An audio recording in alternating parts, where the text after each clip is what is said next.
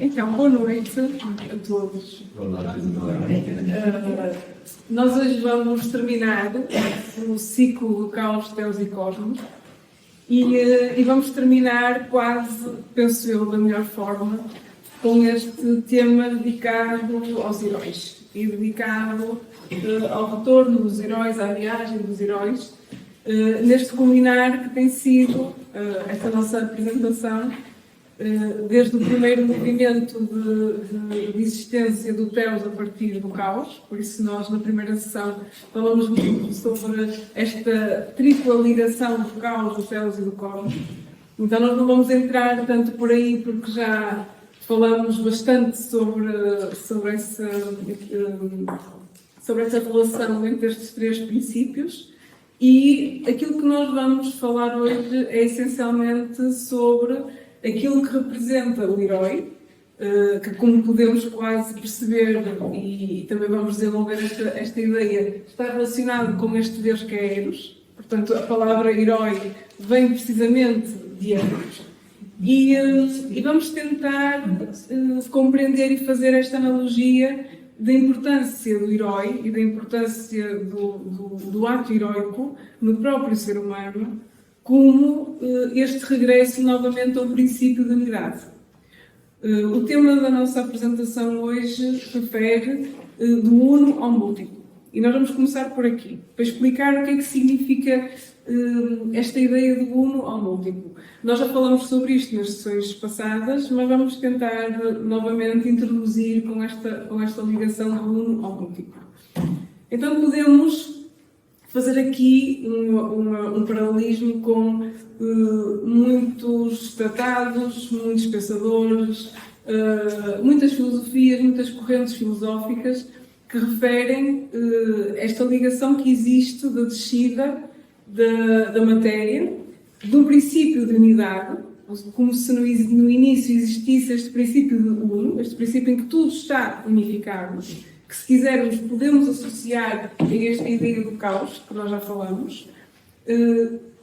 Temos que retirar da nossa mente este conceito do caos como a ideia que nós temos, nós próprios, do caos. Portanto, nós vemos sempre o caos como algo que está desorganizado, confuso.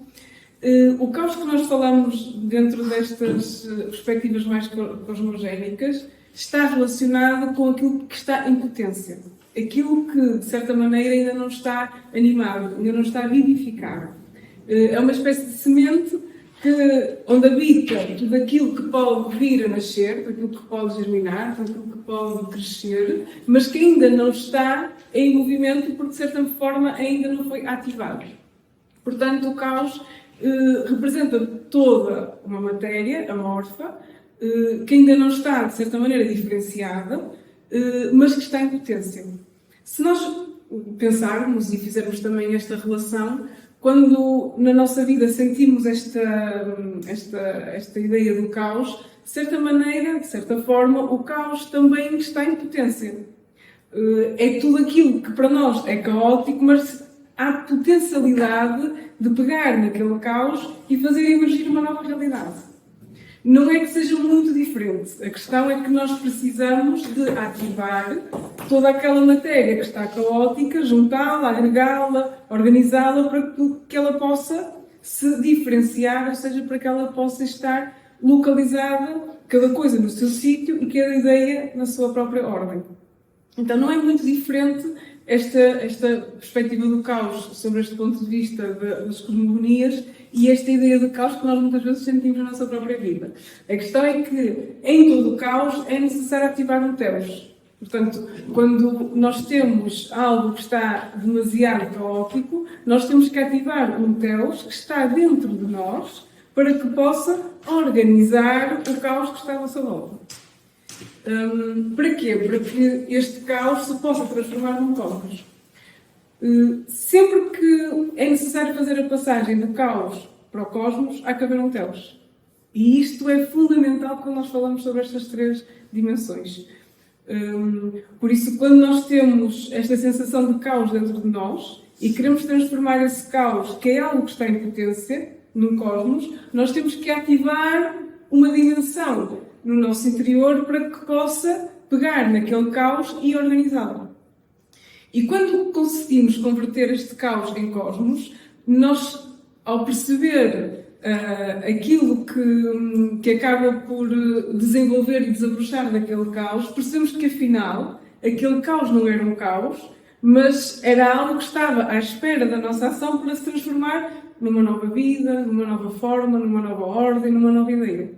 E isto acontece ao longo da nossa vida, em situações mais difíceis, em situações mais desafiadoras, em tudo está numa espécie de caos, mas que com a nossa ação heroica, passado algum tempo, passado alguns anos, ou passado aquele processo, tudo aquilo que era caos transformou-se num cosmos. E é aqui que nós conseguimos ter a capacidade de entendimento e nos sai um pouco aquela ideia, já sei porque é que isto aconteceu, ou já sei porque é que aquela situação aconteceu. Esta passagem é a passagem do caos para o cosmos. E só existe esta passagem se nós conseguirmos ativar o Teos. E o Teos não é nada mais, nada menos do que o Eros. Ou seja, o Teos é o herói. E é aqui que esta ligação se torna tão importante, porque só um herói é que é capaz de fazer a passagem do caos para o cosmos. É preciso espírito heroico. O que é que isto quer dizer? Quer dizer que o próprio ser humano tem que ter esta força interior para pegar numa situação que está, de certa forma, caótica e transformá-la em algo e ver nessa situação caótica potencial, ver nessa situação caótica até uma aprendizagem, reconhecer nela algo que pode aprender e a capacidade de transformarmos uma circunstância difícil, desorganizada e vê-la como uma potencialidade só é possível se realmente conseguimos despertar este espírito heroico dentro de nós. E por isso, na cosmogonia grega, que nós vimos na última sessão que tivemos, nós falamos sobre Eros como sendo o Teos que emerge do caos para fazer a ligação entre Urano e Gaia. Gaia como sendo a Terra, Urano como sendo o céu. E Eros, como sabemos, simboliza o amor. Então nós já estamos aqui a perceber que para que nós possamos transformar uma situação de caos numa situação de cosmos, precisamos de amor. E o herói é aquele que é capaz de amar. Quando não conseguimos amar, não conseguimos fazer esta passagem. E por isso os estados caóticos da nossa vida e os estados difíceis e desafiadores da nossa vida vão permanecer sempre desafiadores se não houver amor.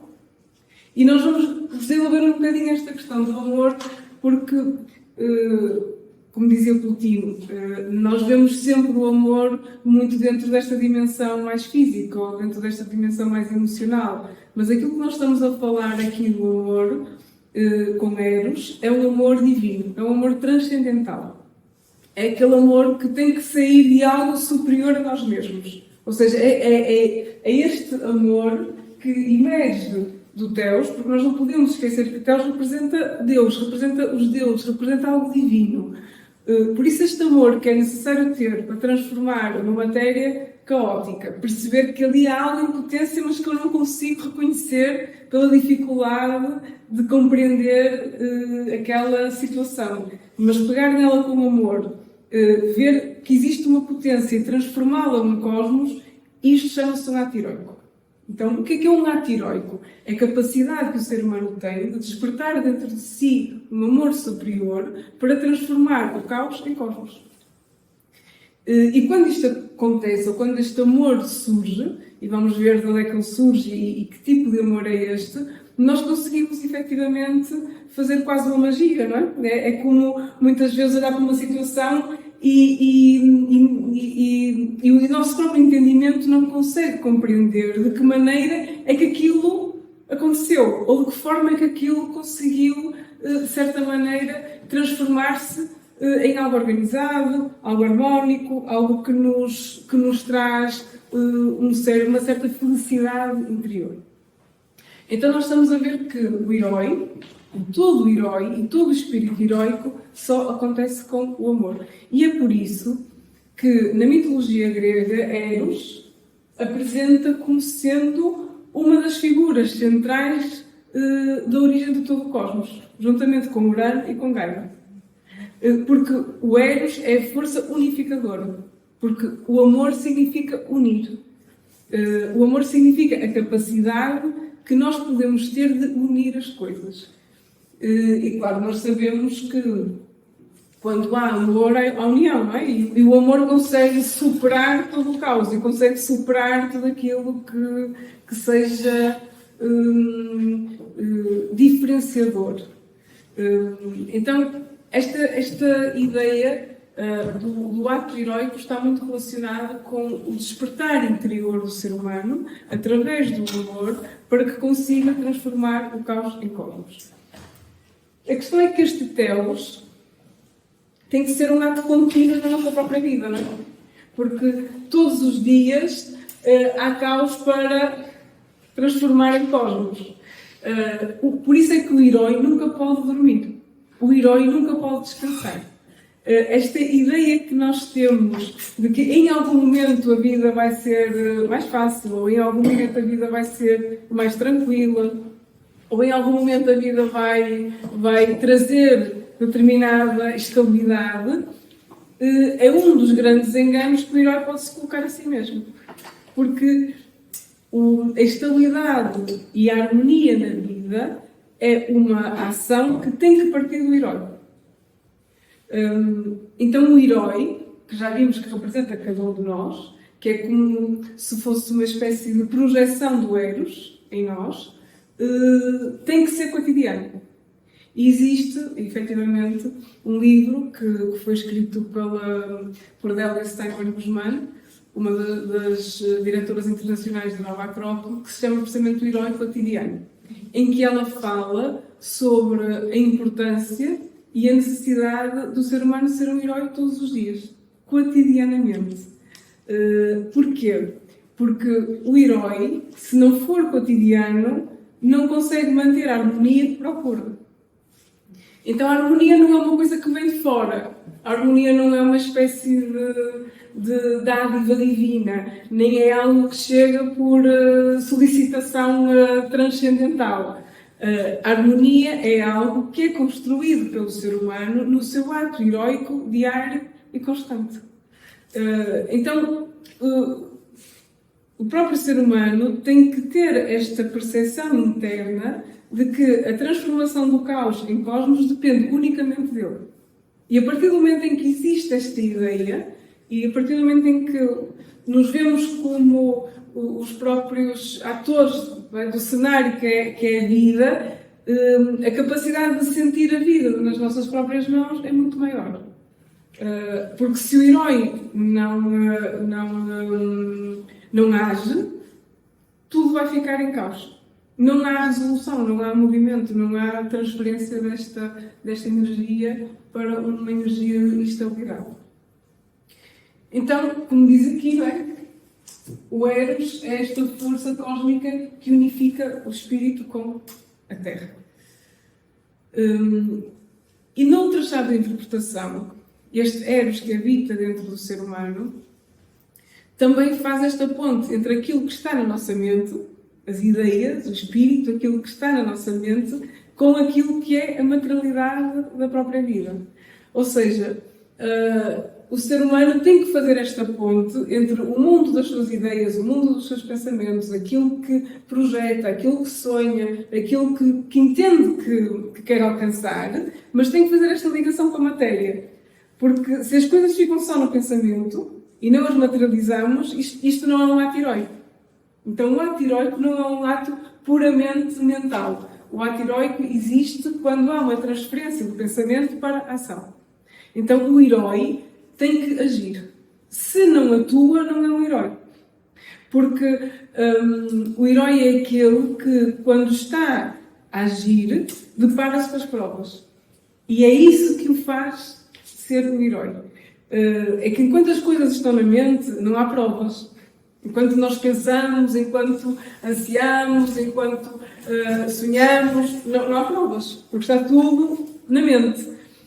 Quando começamos a tentar materializar as coisas, então aí é que começam a haver as provas. Então, esta ligação do espírito com a Terra, com Eros, é fundamental. Porque nós sabemos que sem amor não há esta transferência. Ninguém se dedica a uma ação concreta se não tem amor por essa ação. O amor é fundamental para que nós possamos passar do mundo das ideias para o mundo da matéria.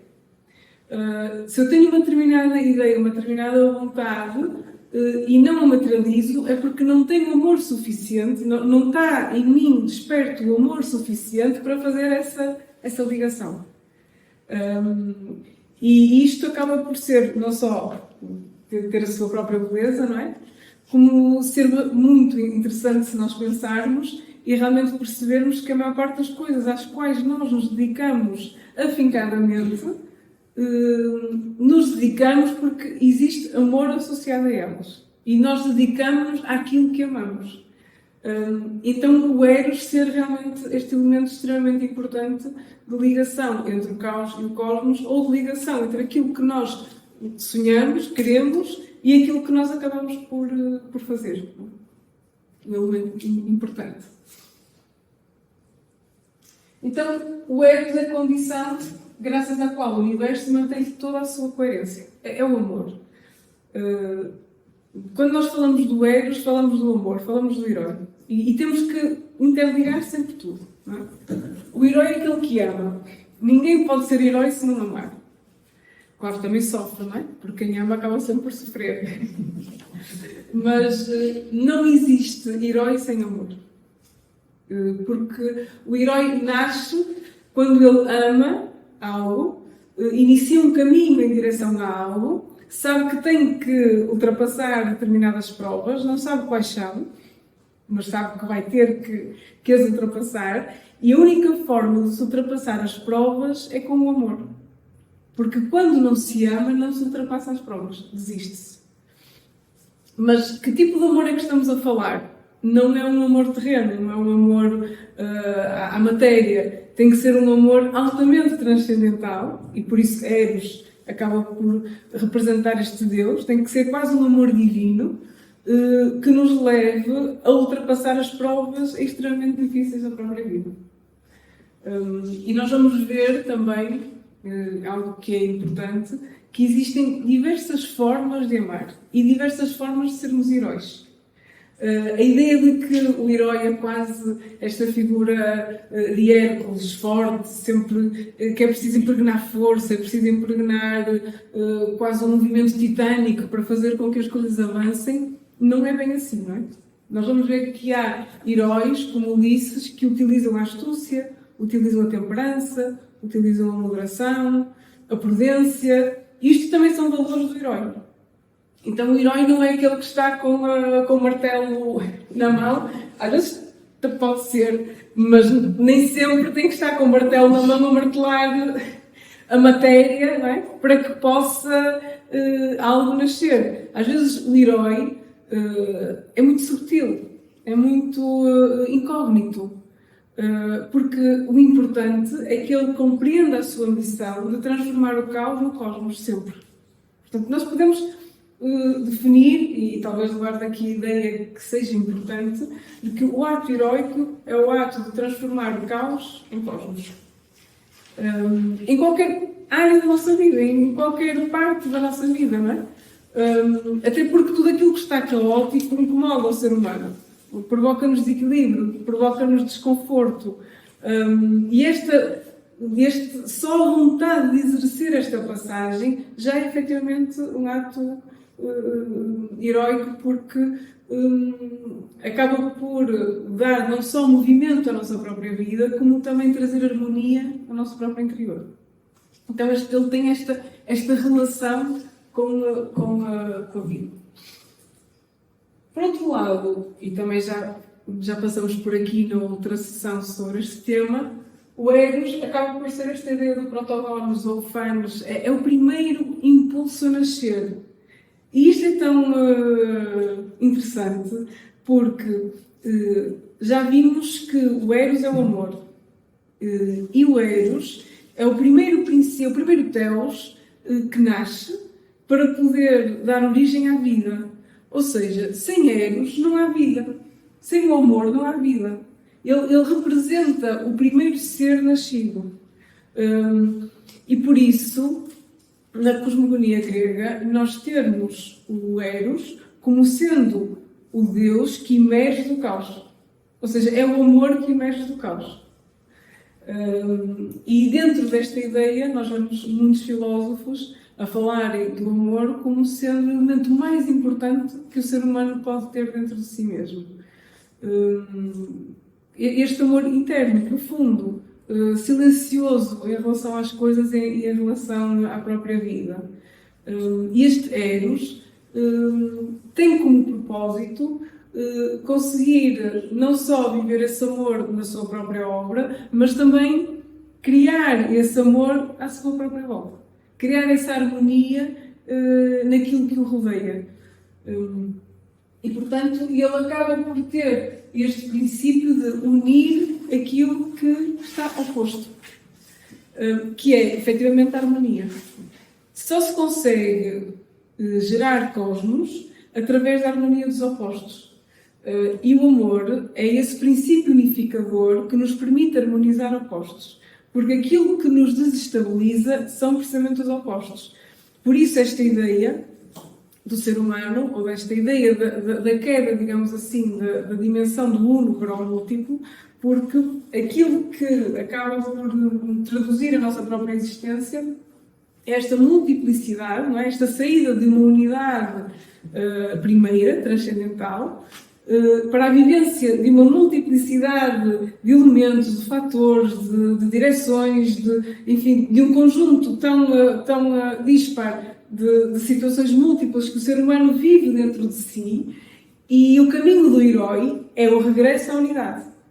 Portanto, o caminho do heroico é precisamente a capacidade que o ser humano tem de, ao despertar a sua vocação heroica pelo amor, de regressar novamente a este princípio de unidade. E este é que é o propósito, se quisermos, evolutivo do ser humano, neste alcance desta imortalidade, que não deixa de ser a conquista interna da sua unidade.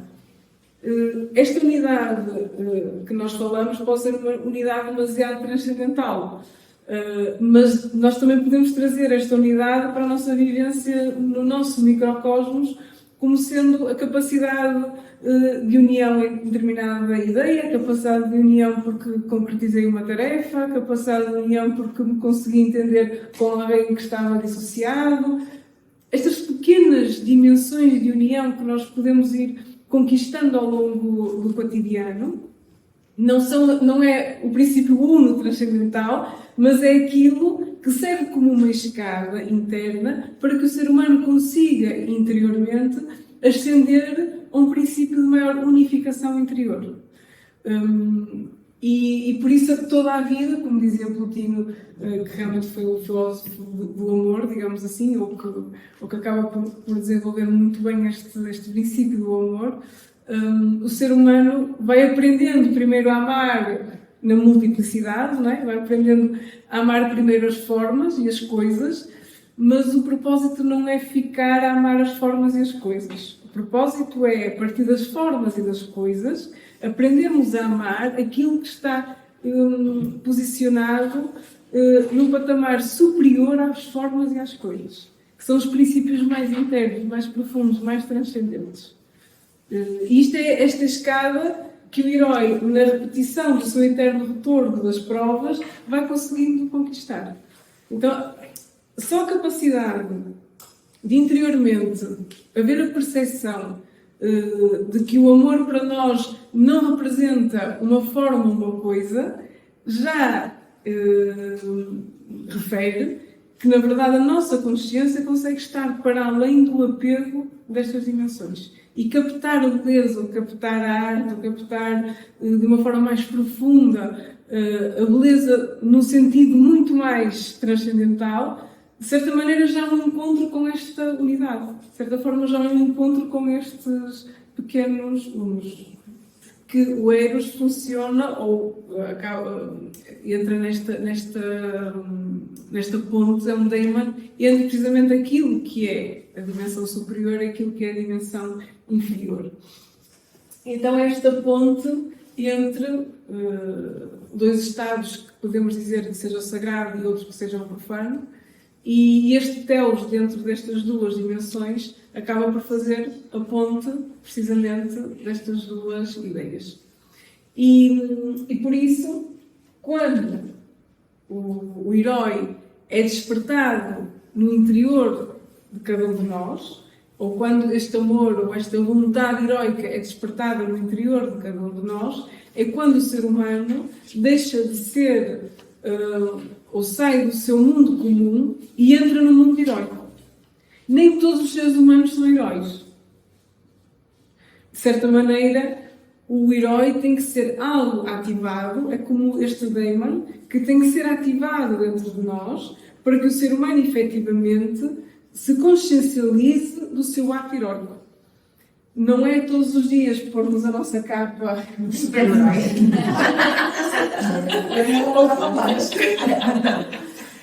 Que pode ser, naturalmente, todos nós podemos e devemos, não é? Formalizar e representar fisicamente, e podemos, não é? Arranjar alguma coisa que nos recorde isso. Mas, ou seja, não é lembrar isto neste sentido que somos heróis, mas é sentir dentro de nós este propósito heróico. E o propósito heróico não é para nos posicionarmos de uma forma aguerrida perante as coisas. É apenas para nós constatarmos interiormente que o nosso cotidiano, que o nosso dia-a-dia, que o nosso caminho é um caminho de superação de provas. E que é um caminho diferenciador, porque tem um propósito, porque tem um intuito, tem um objetivo. O herói tem sempre um propósito. Nós nunca vemos nenhum herói nas mitologias sem propósito. Todo herói tem como objetivo atingir uma determinada função, atingir um determinado fim. Quando nós não temos propósito, nós não conseguimos integrar esse ato heróico. Porque nós não temos um fim, não temos um objetivo, não temos nada que me faça caminhar e não temos nada para amar. Aquilo que nos leva a amar é o propósito. Nós amamos o propósito. E nesse amor ao propósito, o herói vai superando as provas porque ama o propósito que vê à frente. Quer agarrá-lo, anseia-o, como Ulisses quando sai no final da Guerra de Troia e regressa à sua casa, ele vai superando as provas porque tem a Penélope, que é a sua esposa, mas que também, numa outra chave mais simbólica, representa esta dimensão do Uno, esta representação do espírito, numa dimensão superior. Penélope representa todo este estado de consciência, de harmonia, de unidade e de felicidade, e ele consegue ultrapassar todas as provas porque tem a sua esposa, tem o amor à sua espera. E isso é o que faz com que ele consiga superar as provas ao qual vai sendo desafiado. Por isso, se nós não temos um propósito e se não amamos algo que queremos conquistar, nós também não vamos conseguir superar as provas. Os estados mais depressivos ou mais internos, mais difíceis, surgem quando o ser humano perde o propósito. A vida deixa de ter sentido. E nós vemos nesta ligação do Eros, e o que é mais fascinante nisto tudo, não é? É o facto de que a cosmogonia grega coloca o Eros como ponto central da vida, não é? E isto, quando nós começamos a abrir este novelo, e o facto de eles terem colocado o Eros, o deus do amor, como sendo aquele que emerge do caos para criar a vida, e abrimos todo este novelo, percebemos a importância que o Eros tem dentro do próprio ser humano. Que ao não ter sentido, que ao não ter propósito, e não amar o seu propósito, perde a vida. Não consegue viver. E isso é realmente um facto interessante, porque todo o ser humano só inicia um caminho quando ama algo. Se nós não amamos, não iniciamos no caminho. E por isso é sempre necessário procurarmos essa luz, não é? Nunca perdermos essa luz daquilo que amamos e daquilo que queremos conquistar. Nunca nos deixarmos apagar por uma falta de propósito ou por uma falta de sentido de vida. Tentar sempre procurar algo que possamos percorrer. E isso tem que ser ativado no homem. Ou seja, a única pessoa que pode ativar o Eros dentro de nós somos nós. Por isso é que o Telos nasce do caos. O Telos não é algo que vem de fora para ativar o caos. O Telos nasce dentro do caos. Portanto, o ser humano, na sua dimensão interna caótica, é que tem que fazer emergir o Deus interior para conseguir se transformar novamente num estado de harmonia. Ativado por dois princípios fundamentais: a vontade e o amor. A vontade e o amor, nem que seja com uma chama muito, muito pequenina, mas é o suficiente para que o herói interior possa iniciar uma nova jornada. E por isso, nada vem de fora. E este princípio os orientais tinham muito presente. O Deus é uma coisa que está dentro de nós. Não é algo que está fora e ao qual nós pedimos, quando precisamos, que pedimos boa sorte, força, ou seja, não é uma entidade externa ao qual se pede para nos socorrer, mas é uma entidade interna que nós temos que ativar internamente para que possamos nascer e renascer. Naturalmente que não é fácil, não é? Todos nós sabemos que ativar o Deus interior em situações de caos é extremamente difícil. É extremamente difícil. Mas também é importante sabermos que ninguém o pode fazer por nós. Infelizmente, ninguém o pode fazer por nós. Portanto, e que sem amor e sem vontade, o herói interior não pode iniciar uma nova jornada. Então nós temos aqui a jornada, o caminho do herói, não é? Que acaba todo o herói acaba por ter de iniciar o seu caminho, e nós já vimos que este caminho é de regresso ao Uno. E porquê é que dizemos que é de regresso ao Uno? Porque o princípio fundamental da jornada é a capacidade de irmos harmonizando opostos. Ou seja, não há muito segredo mais do que isto. Todo o ser humano tem como princípio interior ir harmonizando as suas dualidades, os seus opostos, que estão sempre refletidos em dúvidas, nos medos, nas ansiedades, nas incógnitas, naquilo que não sabemos muito bem o que fazer. E toda a vida acaba por ser esta constante dualidade interna que nos criam tensões com as quais nós temos que interiormente tentar solucionar.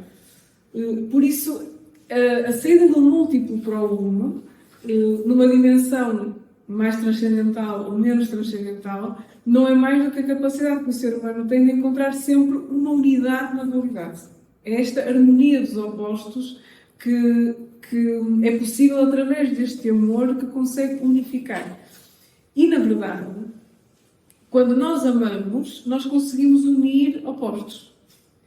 Quando nós não amamos e quando não se ama, o que é que surge? Surge o inverso do herói, que é o anti-herói, que é aquele que, num formato heróico, ao contrário, se enche de orgulho, se enche de egoísmo, se enche de arrogância, se enche de todos os maus princípios, vai solucionar a situação com esses maus princípios. Então converte-se numa espécie de herói, mas que é um anti-herói. Porque muitas vezes o anti-herói também está bem vestido com a sua capa, não é? Atenção que o anti-herói tem a mesma imagem que o herói.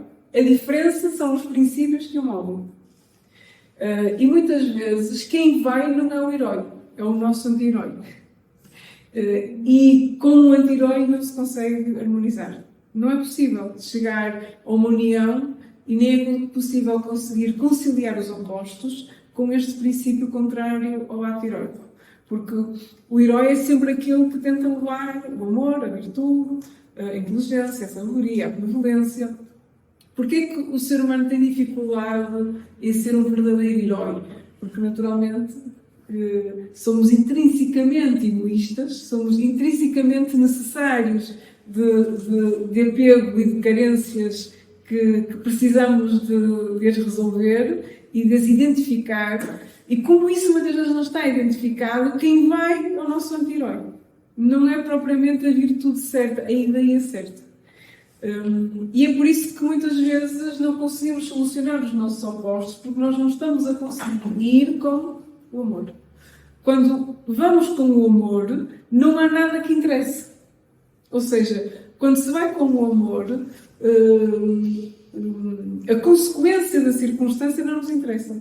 Só interessa que a circunstância fique resolvida. O que vem para mim, ou o que não vem, o que eu vou adquirir ou o que eu não vou adquirir, não existe essa necessidade. E aqui falamos de um amor transcendental. Não estamos a falar do amor que espera a recompensa, porque esse amor é o amor que tem raiz neste anti-herói, que na verdade veste-se para ir resolver a situação, mas na realidade o que ele não vai resolver a situação vai tentar tirar proveito da situação, mas veste-se de herói para que isso possa acontecer. Enquanto que o herói, quando vai levar o amor, não espera nada para si. E quando não se espera nada para si, os problemas estão resolvidos. A questão é que conseguir dentro de nós fazer esta mudança interna é extremamente difícil. E é por isso que muitas vezes o herói tem tantas provas. Porque há estas sementes internas que o ser humano tem, naturais, fazem parte, por isso é que somos humanos, não seríamos talvez deuses, não é? Estas sementes internas que o ser humano tem, que acabam por cravar o coração com intenções, ou como dizia Kant, com inclinações que não são propriamente as corretas ou aquelas que um herói deveria levar. Por isso é que muitas vezes é difícil de nós conseguirmos levar o ato heróico e muitas vezes o herói converte-se neste anti-herói. A capacidade de nós consciencializarmos isto é interessante, porque sempre que estamos a tentar resolver uma dualidade interna, um conflito interno, se nós nos questionarmos com que intenção é que eu estou a solucionar este conflito, nós vamos compreender imediatamente se estamos a seguir o caminho do herói ou o caminho do anti-herói. Porque a intenção que nós colocamos nas coisas é aquela que dita a consequência. Por isso, se uma situação não se resolve, porque está sempre polarizada, é porque naturalmente a intenção que nós estamos a colocar nela não é deste amor transcendental, que é extremamente difícil, como nós já sabemos, mas quando muitas vezes nós tentamos ir com o amor certo e colocar uma semente de amor mais profundo, a situação resolve-se. As coisas harmonizam-se.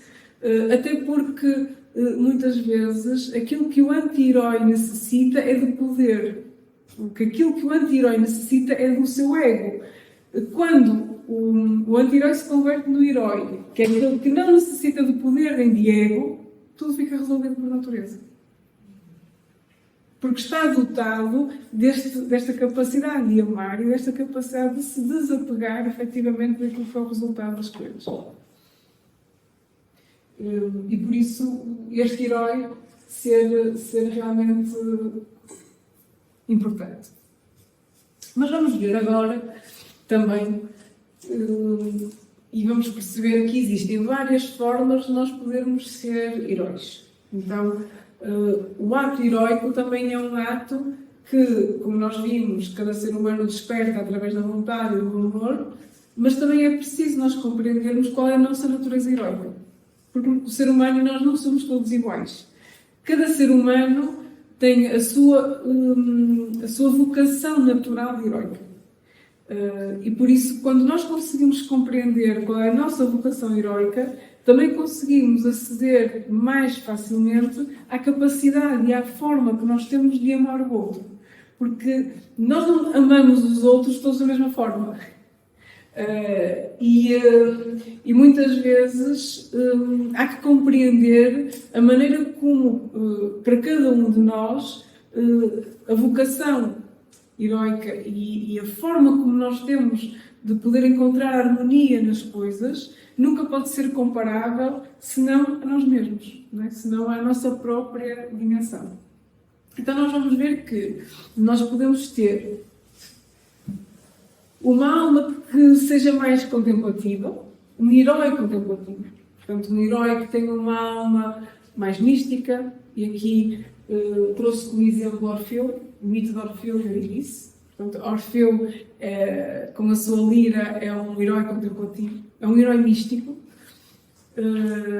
Porquê? Porque acaba por estar sempre muito mais espiritualizado, acaba por estar sempre numa dimensão muito mais transcendental. É aquele que vive o amor de uma forma profunda e que não vive sem este amor.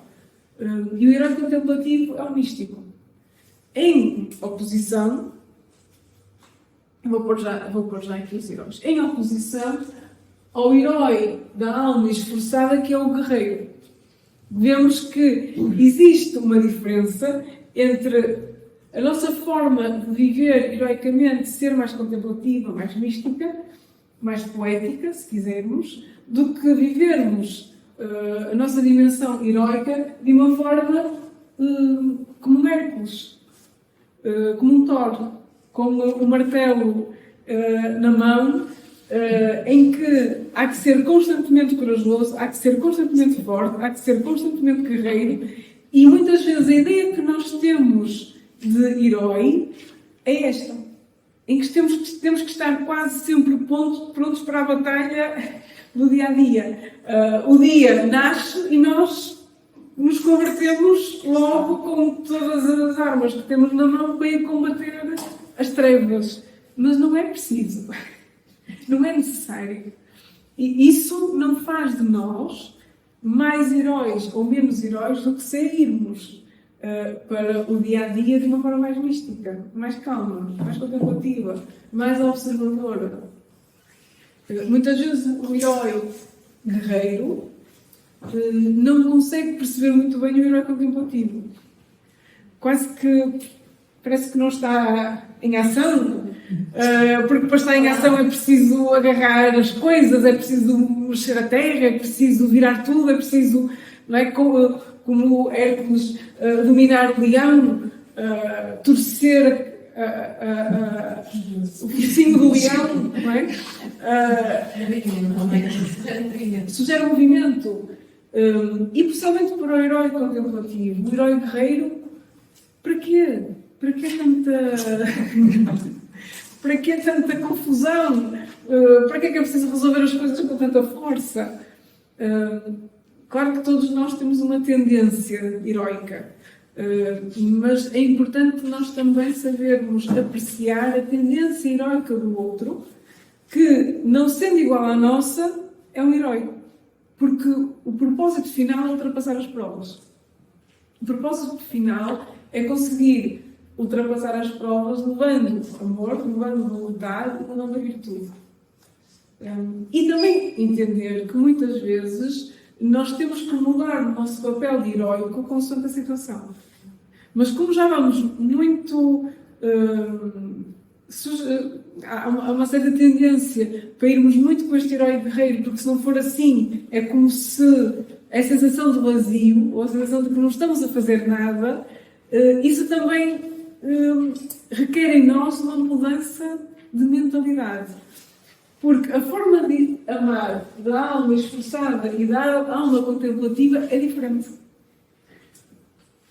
Não significa que seja melhor ou pior, mas muitas vezes é necessário, num determinado momento, amarmos com a alma contemplativa e não amarmos com a alma guerreira. Saber determinar esses momentos é também saber despertar dentro de nós esta vocação heroica. Saber diferenciar uma situação, uma pessoa, um momento, é extremamente importante para conseguir transformar o caos no cosmos.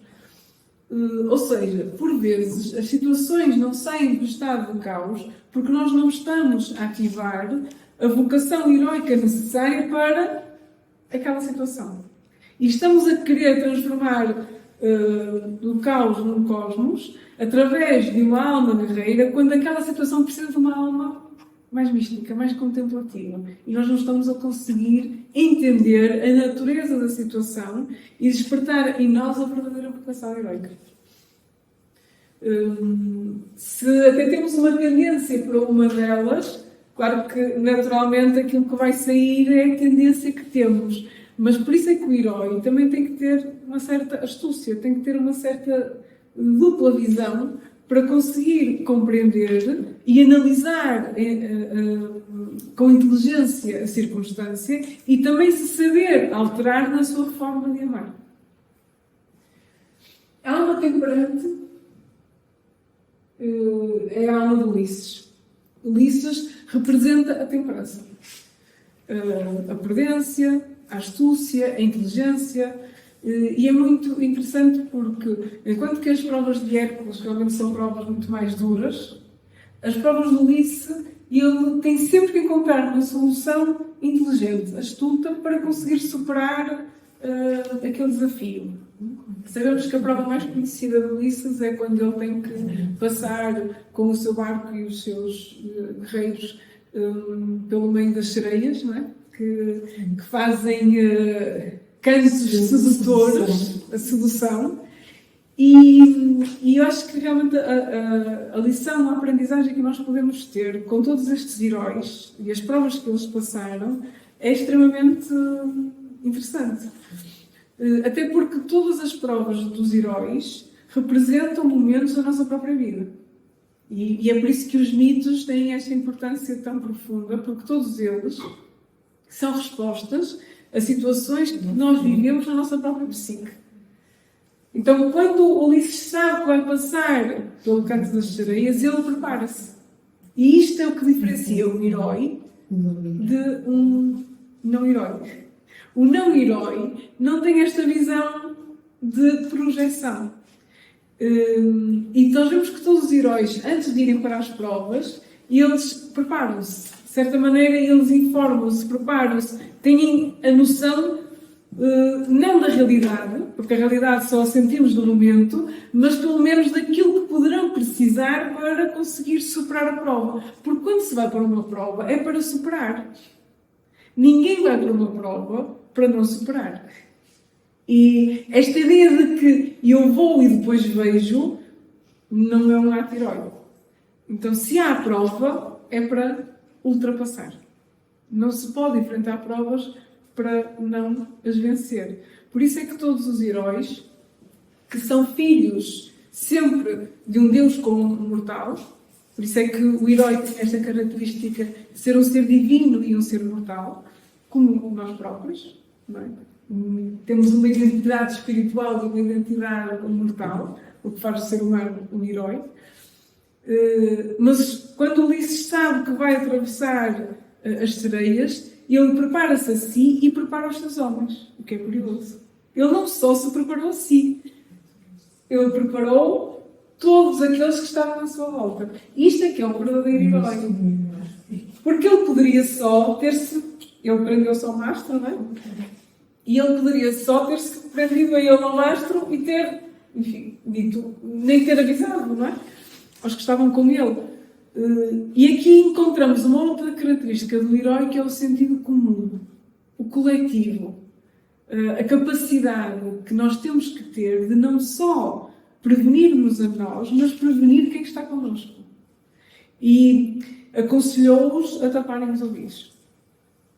Porque percebeu que, possivelmente, se eles só se amarrassem, não iriam conseguir. E isto também é astúcia, que é compreender o nível de tentação dos que estão connosco.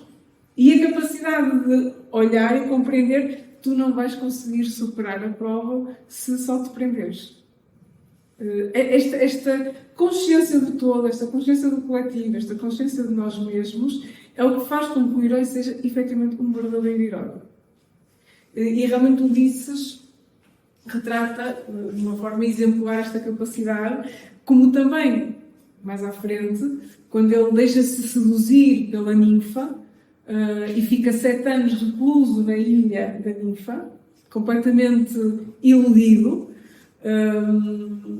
e nós vemos nessa passagem os seus homens a irem ter com ele e dizer-lhe: nós temos que continuar o caminho, nós temos que ir. E Ulisses diz que não vai, porque está completamente dominado pela ninfa, e vemos o contrário, ou seja, os companheiros a irem ajudar o seu mestre, de certa forma.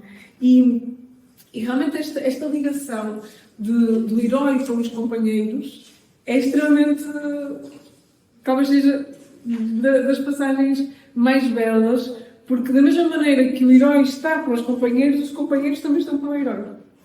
E esta relação profunda e que traz esta beleza, que é o apoio e a consciência dos companheiros de Ulisses, quando percebem que o seu chefe não está a executar a sua função e não os largam.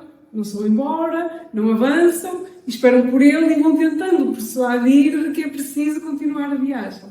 Portanto, não deixam o seu próprio mestre. E isto é o que faz realmente a dimensão do ato heroico.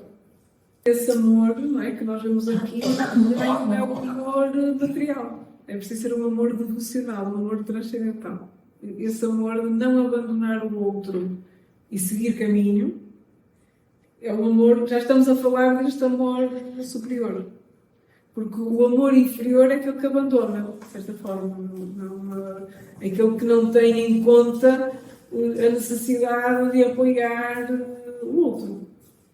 Se os companheiros de Ulisses tivessem por ele um amor material, tinham ido embora e deixavam-no ali. O que poderia ser uma situação natural para eles de pensar: nós vamos indo e depois ouvimos cá buscá-lo, ou depois ele vai embora, ou nós não vamos atrasar o nosso regresso a casa porque o Ulisses agora decidiu ficar aqui nesta ilha. É esta precisamente a ideia da saída do múltiplo para o uno. Esta precisamente a ideia de que o uno é fixo, ele está. Quem tem que se deslocar é o ser humano, através do ato heróico potenciado pela vontade e pelo amor. Mas sem um propósito, o ser humano não consegue alcançar esse estado. E nós podemos falar de propósitos mais objetivos, mais práticos, mas também é importante nos lançarmos a propósitos mais transcendentais, de propósitos que integrem aquilo que nós queremos ser como seres humanos. A nossa própria evolução interior, o nosso próprio discernimento, a nossa capacidade de poder despertar em nós determinadas virtudes que ansiamos ter, queremos ter. Porque se o ser humano permanece só no ato heroico do cotidiano, no sentido de propósitos mais materiais, também nunca vai conseguir atingir a potencialidade de poder despertar em si propósitos e objetivos muito mais transcendentais. E por isso também é preciso quebrar algumas barreiras que acabam por ser muito limitadoras à conquista de elementos muito mais profundos e internos dentro de nós. Aquilo que é a grande barreira que todo ser humano tem é o medo. O medo é a barreira principal, porque o medo é aquilo que está entre aquilo que eu conheço e aquilo que eu não conheço. E nenhum ser humano consegue lidar com o desconhecido. Porque também acabamos por não estar muito bem despertos para o facto de que o desconhecido não é nada que esteja para além daquilo que é o conhecido para nós. Ou seja, o desconhecido nunca vai ser um monstro de 10 cabeças. Nunca vai ser. O desconhecido nunca vai ser um buraco que se vai abrir nos nossos pés. O desconhecido nunca vai ser uma coisa completamente irreal. E a ideia que nós temos do desconhecido é como se fosse um monstro, ou, não sei, a ideia que nós temos do desconhecido é como se fosse uma coisa que projetamos, que na verdade não existe. o próprio desconhecido está integrado dentro da realidade normal da vida. Nunca vai ser pavoroso ao ponto de não ser uma realidade normal no nosso próprio dia-a-dia. A questão é essa, é que o desconhecido nunca é algo fora da realidade do ser humano. Nunca nos vai vir uma realidade Que nunca aconteceu na vida. É uma coisa que está aumentada pela nossa imaginação, pela nossa fantasia, não é? Mas que, na verdade, aquilo que é o desconhecido não é nada mais que não seja natural do ser humano, da vida comum do ser humano. Desta vida banal e monótona, na verdade, do ser humano, não é? Porque não é nada explosivo que vai suceder naquele momento, não é? E se pensarmos, a nossa vida é extremamente monótona, portanto o desconhecido vai ser igualmente monótono àquilo que é o conhecido. Simples. Vai ser simples, monótono, normal. Mas nem sempre é fácil pôr o pensamento assim nessa perspectiva. O que nós temos é que diminuir o desconhecido e pensar nunca vai ser nada fora daquilo que é o comum, o normal. Como diziam os estoicos, não há nada que possa acontecer ao ser humano que não seja próprio do ser humano. E curiosamente, aquilo que nós temos mais medo perante o desconhecido nem é a morte. Não é? É dor. Nem é dor. É dor daquilo que vai ser a opinião do outro. Também. É só isto. O que é que o outro vai achar? O que é que o outro vai pensar? O julgamento. Não é mais do que isto. Às vezes não é o medo de falhar, nem sequer é o medo da morte, não é? Porque, embora imaginemos os guerreiros a ir para o campo de batalha e saber o que é enfrentar a morte. Mas no nosso tempo, para já, felizmente, não é esse o desconhecido que temos que lidar. O desconhecido que temos que lidar é o outro. Esse é o nosso dragão. O que só prova que a nossa vida é monótona. Não é? Portanto, e que se vive demasiado em função do outro. Por isso é que em sociedades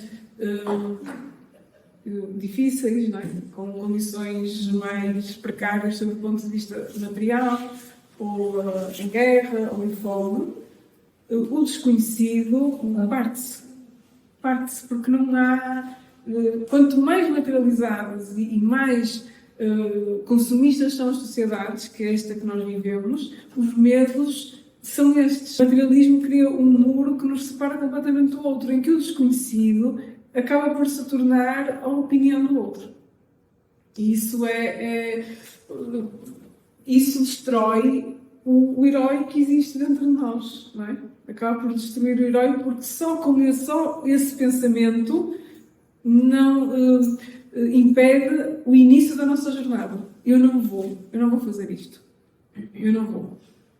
E então não começamos o caminho. Naturalmente que cada um de nós tem que saber avaliar aquilo que é este muro do desconhecido, não é? E é uma reflexão super interessante.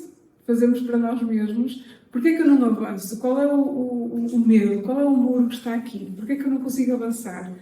E quando dialogamos connosco sobre isto, começamos a ver que o medo é tão ridículo, que se nós tivermos alguma consciência heroica, temos que o desfazer com as próprias mãos.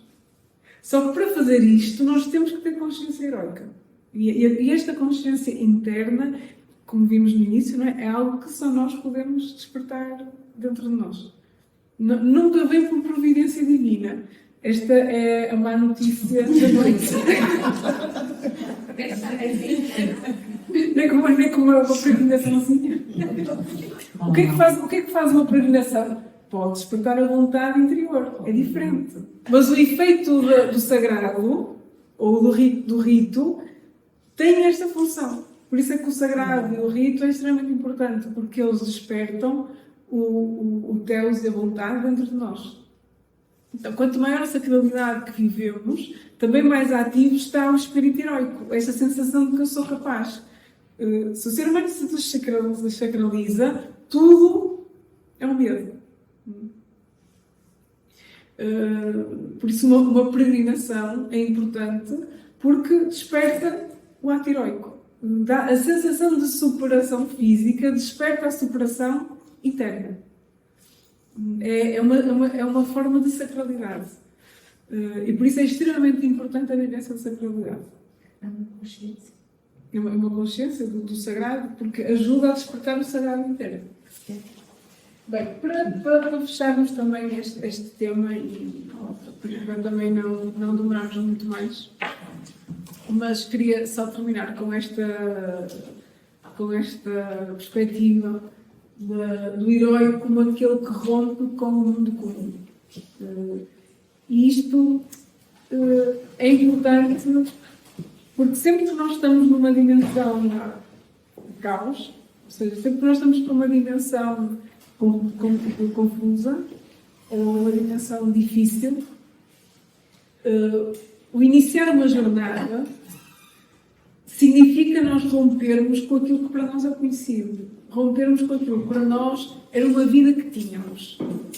E, portanto, o herói é aquele que rompe com aquilo que é o comum, com aquilo que é o conhecido. O herói inicia o seu caminho quando decide enfrentar o desconhecido. E realmente há muitos momentos da nossa vida em que temos esta dificuldade, como vimos, de romper com o estado comum, de romper com aquilo que é o conhecido, de romper com estas barreiras, e por isso não iniciamos a viagem, não iniciamos o caminho. Nós sabemos que aquela vida, aquela situação, aquela circunstância, às vezes está um caos pelo excesso de zona de conforto em que está. Porque nós não podemos pensar no caos só algo que está fragmentado, algo que está destruído. Nós temos que pensar no caos, muitas vezes o caos aparece como uma zona de conforto.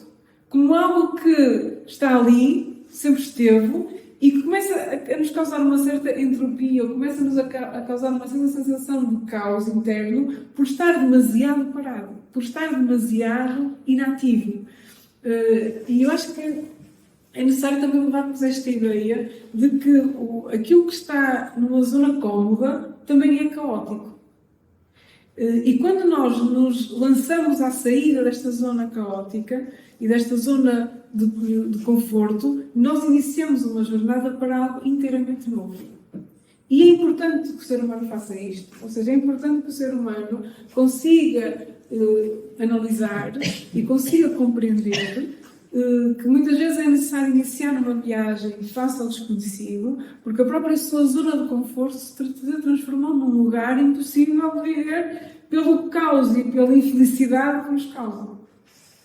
E por isso esta imagem que está aqui, que não vamos explicar detalhadamente, só vou falar em algumas etapas, representa tudo aquilo que acaba por ser a jornada dos heróis. E todos os heróis passaram por estas fases que representam, sob o ponto de vista da nossa psique, as fases que nós próprios passamos quando iniciamos um processo, quando iniciamos um caminho novo.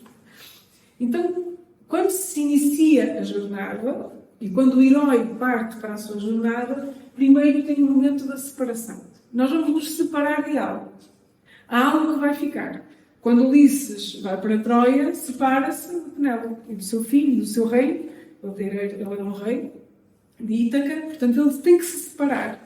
A separação é inevitável. Não há partida sem separação. E esta separação é a consciência de que eu não vou voltar àquele lugar. Eu não vou regressar àquele estado onde estava. Até porque eu não quero. Muitas vezes eu até gostava, mas não quero, que é diferente. E por isso a separação acaba por ser um fator inevitável. Então nós só podemos partir com a separação. E este ponto está aqui em cima, a partir. Porque há um chamado anterior que nos diz: tu tens que sair desta situação, tu tens que sair deste mundo que existe e tens que avançar para outro. A separação acontece de duas formas: ou tragicamente, ou por iniciativa própria. A separação trágica é aquela que nós não decidimos. Aconteceu. E a partir do momento em que aconteceu, o caminho é como uma porta que se abre e nós não queremos entrar, mas temos obrigatoriamente que entrar. Portanto, só há duas formas de iniciar a partida. Ou de uma forma trágica ou de uma forma por iniciativa própria. Naturalmente que a iniciativa própria é sempre mais, ou não, mas geralmente pode ser mais suave, mas o que é curioso é que se não é por iniciativa própria, é trágica. Porque a vida inevitavelmente vai nos abrir a porta. E muitas vezes, quando nós conseguimos detectar interiormente que aquela partida tem que ser feita, é muito mais importante do que obrigar a própria vida a iniciar a partida. Então, há uma separação. E é um momento em que a roda começa a funcionar. Quando o herói inicia a sua partida, o seu caminho, ele vai ter medo, naturalmente. Porque sabe que um conjunto de perigos vão surgir e não sabe se está apto e capaz de conseguir enfrentar. Nós aqui, muitas vezes, remetemos também a este herói que foi Ariuna, que quando esteve e estava no campo de batalha para lutar contra a sua própria família, ele teve uma espécie de desalento porque o medo, o receio, as dúvidas acabaram por lhe ocupar o pensamento e naquele momento ele desistiu de lutar. Não queria lutar. Faz parte do herói ter medo. Faz parte o herói se mobilizar e não querer avançar porque não sabe o que é que lhe espera. Mas quando opta por continuar o caminho, então começam a surgir as provas. E as provas têm que ser superadas com virtudes certas. Porque se as provas não são superadas com as virtudes certas, já vimos que acabamos por nos transformar num anti-herói. E muitas vezes uma prova não se trata de ultrapassar a prova, mas trata-se de ultrapassar a prova com a virtude certa. São coisas diferentes. Uma prova não é para ser ultrapassada. Não é o ter, vamos imaginar, aqui um muro e ter que ultrapassar o muro. A prova não é ultrapassar o muro. A prova é ultrapassar o muro com a virtude certa. Porque eu posso ultrapassar o muro porque vejo dois que estão ali, ponho-me em cima deles, e pisos e passo. Ou posso ultrapassar o muro da forma correta. Em que as pessoas passam, não os vou utilizar, vou-os agregar, são coisas diferentes. E por isso, quando nós falamos do herói e das provas, atenção que uma prova não é só executar a prova, é executar a prova com a virtude. E o mais importante na prova não é a prova em si, mas a virtude que o herói usou para superar. E muitas vezes há provas das quais nós simplesmente não avançamos ainda porque não temos ainda a virtude certa dentro de nós. Porque se nós vemos um muro e a vontade, a ânsia de ultrapassar o muro é tão grande, mas naquele momento estamos a ser dominados pelo ego, pela vaidade, pela arrogância, o melhor é pararmos, determos, pensar, eu ainda não estou capaz de ultrapassar esta prova. Porque o objetivo não é a prova, o objetivo é a virtude que eu vou colocar na prova. E isto acontece muito no nosso dia-a-dia, não é? Se nós temos que resolver um problema, resolver uma situação, conversar com alguém algo, mas se dentro de nós a virtude ainda não é correta, então não vamos fazer. Não é? A capacidade que o herói tem de ultrapassar a prova com a virtude. E isso é que é efetivamente importante. A grande prova está aqui abaixo. Portanto, há sempre uma prova final. E todo herói tem que descer ao inferno para as provas. Da mesma maneira que Ulisses teve que ir ao Hades, porque a prova, no ponto mais baixo de nós mesmos, que é o nosso próprio inferno interior, é quase como reconhecer, e muitas vezes, né, cada um de nós que estamos aqui, sabemos que tivemos provas infernais, em que diretamente tivemos que entrar naquilo que é o processo mais doloroso de nós mesmos. Porque não existe superação sem passar pela nossa dimensão mais dolorosa. Não há superação sem a vivência desta dor profunda, quase impossível de suportar, mas que na realidade conseguimos suportar. E a superação só acontece após a capacidade que o herói tem de passar por esse mundo, de passar por esse submundo, de passar por essa dimensão da nossa psique mais dolorosa. E aí sim temos a superação. Geralmente, que é o que chamamos esta ideia da iniciação, esta superação desta prova mais profunda está acompanhada por um mestre. Atenção que o mestre pode ser um livro, pode ser uma pessoa, efetivamente. Pode ser algo que ouvimos, pode ser uma mão que nos agarra, algo que, no meio da escuridão, nos aponta uma pequenina luz que faz com que possamos sair daquele inferno psíquico no qual efetivamente estamos. E que se converte no mestre porque nos leva a esta iniciação. A iniciação está acompanhada da superação e, naturalmente, após uma iniciação, já não retornamos ao ser que éramos. É quase o nascimento de um outro ser dentro de nós. Que, naturalmente, é esse o propósito do herói. Sempre que nós iniciamos um caminho, há que ter a consciência do não retorno ao ser que éramos antes. Portanto, não há retorno. Só há o retorno para um novo ser mais unificado e mais profundo dentro de nós mesmos. E esse é que é o propósito do herói. Que é o renascimento e o retorno. Portanto, o retornar novamente ao ponto. Para iniciar outra jornada.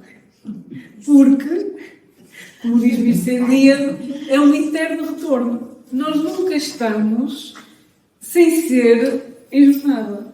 Todo ser humano, ou todo ser humano herói, está sempre em alguma jornada. Está sempre a iniciar um novo caminho. E por isso, esta ideia que eu considero realmente ser muito bonita da ligação do herói com o Eros e do facto de para a cosmogonia grega o Eros ser o Theos, que brota dentro do caos e que faz esta ligação com o cosmos, acho que é uma forma interessante de terminarmos este ciclo de conferências dedicado ao caos, Theos e cosmos, que é terminarmos com o amor, como sendo a única forma do ser humano conseguir transmutar a sua própria dor e ser herói, e despertar a sua vocação heróica.